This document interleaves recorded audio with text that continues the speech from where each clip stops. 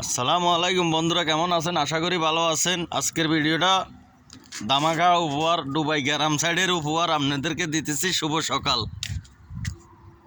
এটা হলো দুবাই গ্রাম সাইডের উপহার। দুবাই গ্রাম সাইডের উপহার দেখছেন, কোনো মানুষজন নাই, কিছু নাই। শুভ সকাল। তো আজকের ভিডিওটা করার উদ্দেশ্য বলতে আমি রাত্রে গরুর মাংস, মাছ, মুরগি যা আছে সব কিছু লইছি, বালতি হুড়ে হুড়ে লইছি ফ্রিজে। তো আজকে সকালে দোকানে আনার লাই, কারণ আমগো দোকানের ফ্রিজে মনে করেন মাছ, মাংস, এগুলো গরুর গোস্ত এগুলো বেশি রাখি না, অল্প অল্প রাখি, বাইরের ফ্রিজে রাখি।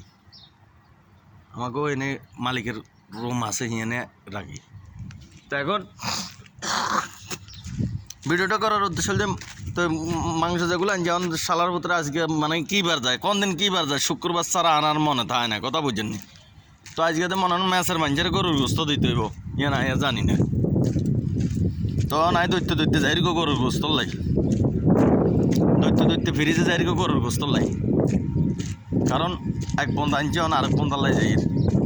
তো আপনারা দেখতে থাকেন। ওই আঙ্গু ফটিক ইয়া চট্টগ্রাম রাজনের ওই মুরব্বী হিগে দেখছেন আজানের লগে উড়িয়ে রে পশু পাখিরে আদার দিবার লাগিয়ে গালি ঘুরতেছে। ওই দেখছেন ওই মুরব্বী।